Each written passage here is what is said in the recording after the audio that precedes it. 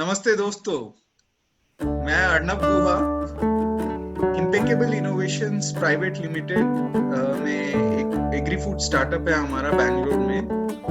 मैं यहाँ का फाउंडर हूँ और हम एग्रीकल्चर और न्यूट्रिशियस फूड में काम कर रहे हैं। और आप पीछे ब्रांड्स देख ही रहे हैं, तो हमारा ग्लूटेन फ्री में काम है, हमारा माइक्रो न्यूट्रिएंट्स में काम है।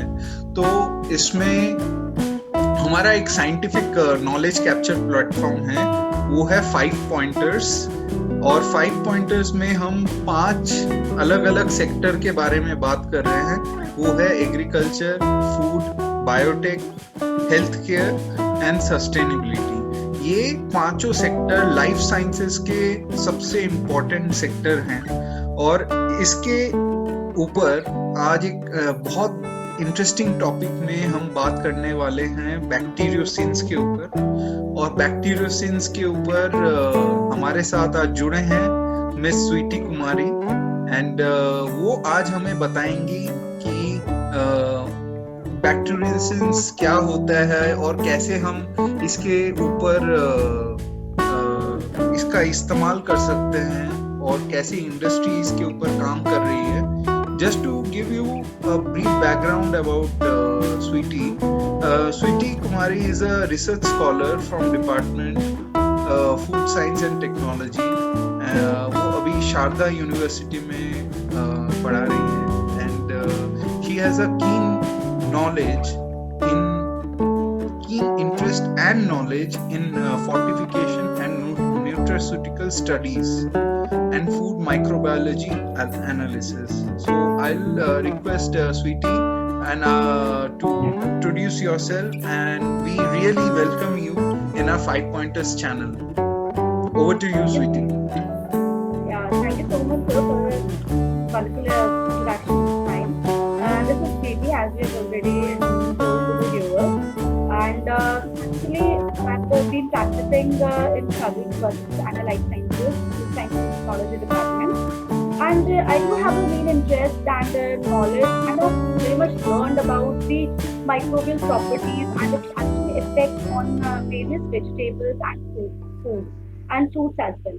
So अगर हम बात करते हैं आज के टॉपिक के बारे में, बैक्टीरियोसिन्स, तो वाई इट इज इम्पोर्टेंट, क्यों ये इतना ज़रूरी हो चुका है आजकल के ज़माने में।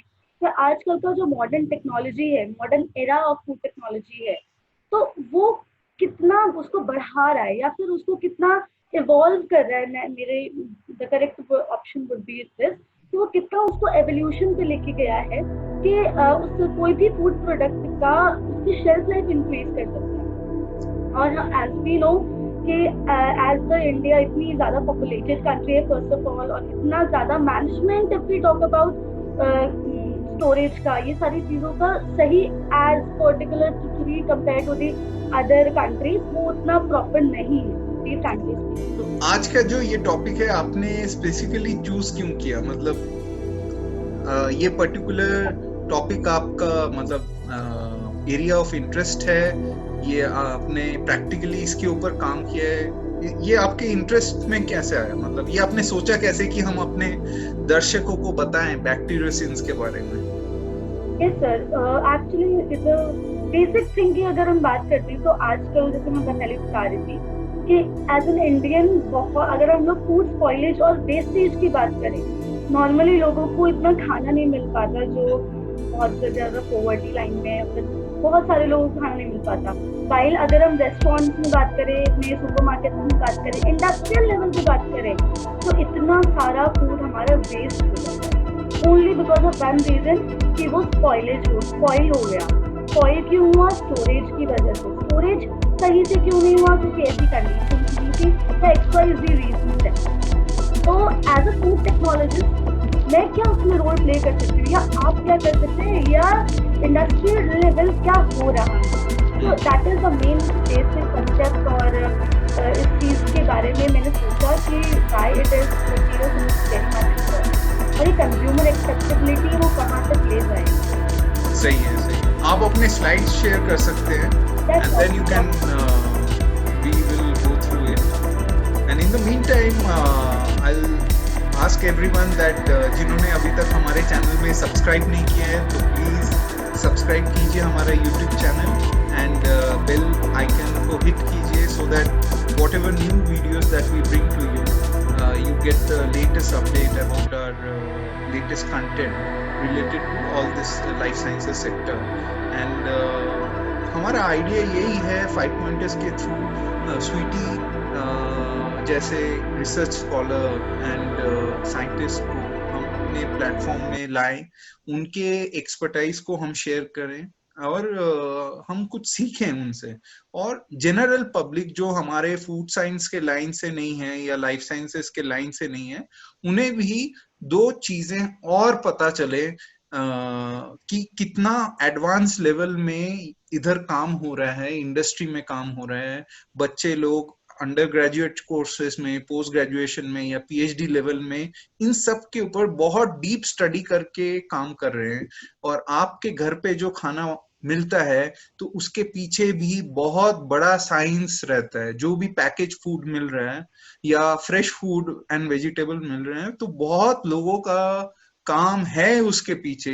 ये सिर्फ ऐसा नहीं है कि आपने कुछ भी ऑर्डर किया वो आपके घर पे आ गया या आपने मार्केट से खरीद लिया, सिर्फ ये नहीं है, इसके पीछे कितने दिग्गजों का कंट्रीब्यूशन है शायद आपको पता नहीं होगा। लेकिन इसी माध्यम से 5 पॉइंटर्स के माध्यम से मैं ये बोलना चाहता हूँ कि बहुत लोग बहुत अच्छा काम कर रहे हैं पूरे विश्व में। इंडिया में भी बहुत सारे ऐसे कॉलेजेस हैं जो वेल नोन है, जो अपकमिंग है, जो बहुत कुछ आगे योगदान करेंगे। तो हमारे 5 पॉइंटर्स में यही हमारा एक मुहिम है कि हम कुछ इसमें एक ऐसा एक प्लेटफॉर्म क्रिएट कर पाए कि साइंस और साइंस के क्रिएटर को एक प्लेटफॉर्म मिले और हमारे जो व्यूअर्स हैं उन्हें कुछ एक्स्ट्रा नॉलेज मिले।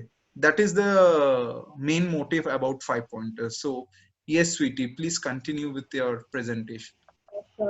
And जो सर ने बोला कि we need to subscribe, like and on the notification, that is so. In the next, if we talk about our topic, that is the bacteriocins. Firstly, जो ये सिर्फ आज की कहानी नहीं है या फिर कोई ये नई चीज नहीं है. It has actually been introduced in 1953 only. John Cabot ने इन्होंने एक साइंटिस्ट थे जिन्होंने बैक्टीरियोसिन्स के बारे में हम लोग को बताया था. एंड मतलब इट मीन्स कि फूड प्रिजर्वेशन के बारे में कि अगर हम बात करें तो Louis Pasteur as we know वहां से चला आ रहा है. So that is not new, fine. And if we talk about the next thing कि बात फूड प्रिजर्वेशन की आती स्टार्ट कहाँ से होती है. Why we need to preserve the food? What is the basic necessity? The basic necessity is simple कि food spoilage, food wastage. कि अगर हम हमारे एक डेटा के अकॉर्डिंग, MHRD के अकॉर्डिंग वर्ल्ड का, I'm not speaking about world, but about India, about the 50 to 60% जो फूड स्पॉइलेज की वजह से वेस्ट हो जाता है और वो पहुंच नहीं पाता जो डिजायरेबल लोग होते हैं, जिनको जरूरत होती है, जिनको रिक्वायर होता है. तो simply if you talk about the food spoilage, it simply means कि अगर कोई भी फूड का, चाहे मैं चिप्स खा रही हूँ, चाहे मैं दाल चावल खा रही हूँ, चाहे मैं फ्रूट जूस पी रही हूँ, कुछ भी आई एम कंज्यूमिंग, उसकी न्यूट्रिशनल वैल्यू, टेक्सचर, फ्लेवर, उस पूरे फूड की अगर डैमेज हो जाती है या हो चुकी है, it means we consider it as a spoiled food and it is and hence as a result it is not fit for consumable, right? Absolutely. बहुत सारी एरिया में भी देखी जाती है, हम अपने घरों में भी देखते हैं कि कितना ज्यादा फूड स्पॉइलेज होता है जस्ट बिकॉज ऑफ छोटे छोटे रीजंस कि हमने रेफ्रिजरेटर में नहीं रखा एंड उसको सही स्टोर नहीं किया, प्रॉपर कंडीशंस नहीं ली. तो अगर मैं ये जो कंडीशन वाली बात आ जाती है कि अगर मैं कंडीशन एक इंडस्ट्रियल लेवल से ही अगर हम देना शुरू कर दें तो आई थिंक मेरे हिसाब से अगर हमारे घर तक आते आते वो काफी मिनिमाइज हो जाएगा, food wastage, food spoilage minimise हो जाएगा. करेक्ट. और इसमें आप पिछले स्लाइड में एक बार जाइए. एक पॉइंट मैं इधर दर्शकों को बोलना चाहता हूँ कि स्पेशली फ्रूट्स एंड वेजिटेबल में और जो भी पेरिशेबल कमोडिटी में जो आंकड़े लास्ट आए थे वो अराउंड 90,000 करोड़ इंडियन रुपीस का वेस्टेज होता है इन पेरिशेबल कमोडिटीज में, फ्रूट्स, वेजिटेबल, आप मीट या कुछ भी ऐसे, दूध, ऐसे चीजों में 90,000 करोड़ इंडियन रुपीस का वेस्टेज होता है। और मान लीजिए ये जो 90,000 का जो वेस्ट होता है वो अगर हमारे इकोनॉमी में आ जाए तो हमारा जीडीपी वैसे ही बढ़ जाएगा। 90,000 का 9,000 करोड़ भी अगर हम ये स्पॉइलेज को बचा पाए तो मतलब एक बहुत बड़ा कंट्रीब्यूशन हमारे जीडीपी में आ जाएगा। और जो स्वीटी अभी इधर बोल रही है कि हम इन्हें कैसे स्पॉइलेज को बचा पाए, और उन्होंने स्पेशली बहुत अच्छा बोला कि सिर्फ स्पॉइलेज, अलग अलग टाइप के स्पॉइलेज होते हैं, जैसे टेक्सचर, फ्लेवर, न्यूट्रिशनल वैल्यू, ये सब में है। सिर्फ ऐसा नहीं है कि जो स्पॉइलेज सिर्फ टेक्सचर में ही है। तो हेलो, थिंक कट गया। अच्छा,